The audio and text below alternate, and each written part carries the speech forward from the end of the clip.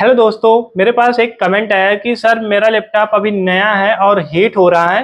तो मैं आज आपको बताने वाला हूं कि अगर आपका भी न्यू लैपटॉप है, जैसे यहाँ पे आप देख सकते हो बिल्कुल न्यू लैपटॉप है और ये लैपटॉप हीट हो रहा है। तो अगर हीट हो रहा है तो क्यों हीट हो रहा है, आज हम ये जानेंगे इस वीडियो में। तो यहाँ पे आप देख सकते हो मेरा भी एक नया लैपटॉप ही है, अभी कुछ ही महीने हुए हैं इसको लिए हुए। और इसमें मुझे ऐसा लगता था, जब मैं लाया था इसको नया नया, तो मुझे ऐसा लगता था कि ये हीट हो रहा है। तो मैं जब इसको ऐसे बंद करके इधर साइड पीछे साइड ऐसे मैं इसको देखता था, तो मुझे भी लगता था कि ये हीट हो रहा है। और यहाँ पे आपको मैं बता देता हूँ कि इसका जो ये पीछे होता है ना, बहुत पास से देखना पड़ेगा। यहाँ पे आप देख सकते हो, यहाँ से इसकी एयर निकलती है। इस लैपटॉप में यहाँ से एयर निकलती है, जो गर्म हवा अंदर की होती है वो यहाँ से बाहर निकल जाती है। और यहाँ पे यहाँ से ये एयर खींचता है। जब लैपटॉप आप बेड पे रख के यूज करते हो तो यहाँ से एयर नहीं ले पाता। जो ये पीछे छोटे छोटे आप देख रहे हो ना, यहाँ से एयर नहीं ले पाता है लैपटॉप, जिसके वजह से क्या होता है कि अंदर ठंडी हवा नहीं जा पाती और लैपटॉप हीट होते चला जाता है। तो आप क्या करो कि जब भी आप बेड पे लैपटॉप को यूज करो तो वहां पे इसको साइड में ऐसे कुछ ना कुछ ऐसे साइड में इसके नीचे एक साइड ऐसे थोड़ा सा उठा लिया करो, हल्का सा उठा रहेगा ना, तो नीचे से एयर जाती रहेगी और आपका लैपटॉप ठंडा होता रहेगा। और मैं आपको दिखाई दिया हूँ इसके पीछे, यहाँ पे यहाँ से एयर निकलता है। तो यहाँ से आपकी जो गर्म हवाएं रहेंगी वो निकलेंगी। और किसी किसी लैपटॉप में इधर साइड में एयर निकलने का दिया रहता है, गर्म हवा निकलती रहती है। और वहां पे आप जब ऐसे हाथ रखोगे तो आपको लैपटॉप बहुत हीट महसूस होगा और बहुत हीट रहेगा भी। तो जैसे आप यहाँ पे ऐसे हाथ रखोगे तो आपका लैपटॉप हीट रहेगा। तो देखो, अगर नॉर्मल आप यूज करते हो तो लैपटॉप थोड़ा बहुत तो हीट होगा ही। कभी कभी क्या होता है कि आप लैपटॉप यूज करते रहते हो और आपको पता नहीं चलता, आप मल्टीपल टैब ओपन कर देते हो लैपटॉप में। जैसे क्रोम यूज कर रहे हो, अब क्रोम में 10-20 टैब आप ओपन कर देते हो, तो वहां पे प्रोसेसिंग स्पीड जो होती है लैपटॉप की बहुत ज्यादा बढ़ जाती है, जिसके वजह से भी लैपटॉप ओवर हीट होने लगता है।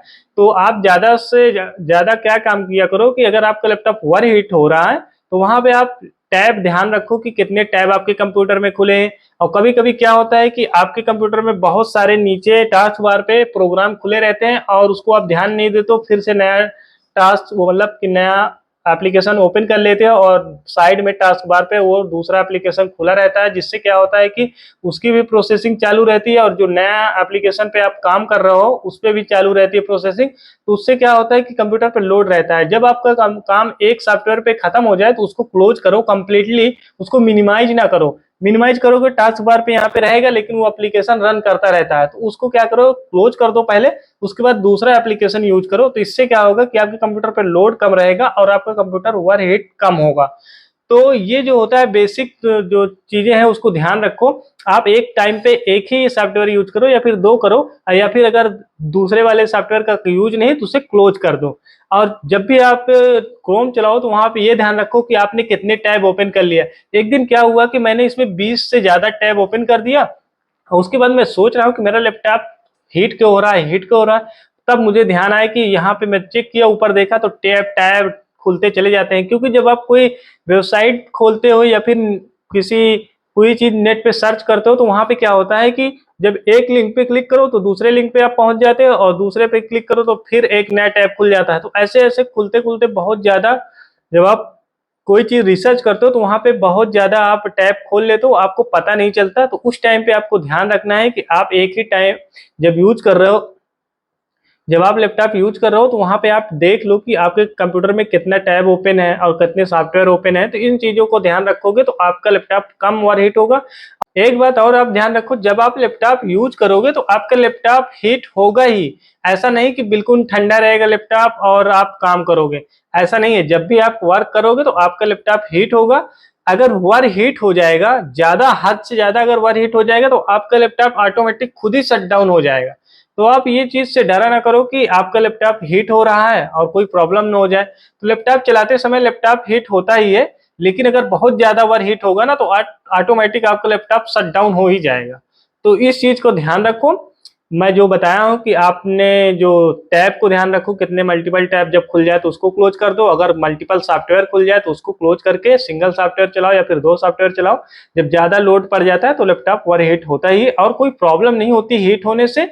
और आप डरो बिल्कुल नहीं कि आपका लैपटॉप हीट हो रहा है, कोई प्रॉब्लम नहीं हो जाए। ऐसा कुछ नहीं होता। अगर आप काम करोगे लैपटॉप में तो हीट तो होगा ही, उससे डरने की जरूरत नहीं। ज्यादा अगर ओवर हीट होकर बार बार बंद हो रहा है तो उस कंडीशन में आपके लैपटॉप की सर्विस करवाने की जरूरत है। अगर नया लैपटॉप ओवर हीट हो रहा है तो वो थोड़ा सा आपको महसूस हो सकता है, क्योंकि आप फर्स्ट टाइम लैपटॉप यूज कर रहे हो।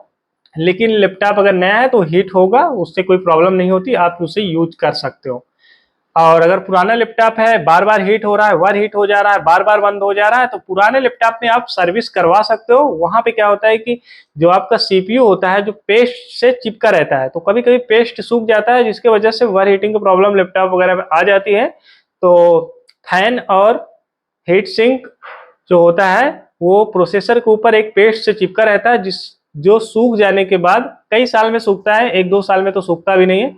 अगर 5-6 साल का लैपटॉप हो गया, 4 साल का हो गया, फिर तो उस कंडीशन में कभी कभी पेस्ट सूख जाते हैं, जिसकी वजह से ओवर हीटिंग की प्रॉब्लम आती है लैपटॉप में। लेकिन अगर आपका लैपटॉप नया है तो वहां पे ओवर हीटिंग हो रही है तो आपको डरने की जरूरत नहीं, नॉर्मल थोड़ा बहुत हीट होता है। अगर आपका कंप्यूटर सच में हीट हो रहा है और आप उसे सही करना चाहते हो तो मेरे चैनल पे वीडियो है, आप जाके देख के अपना लैपटॉप ठीक भी कर सकते हो।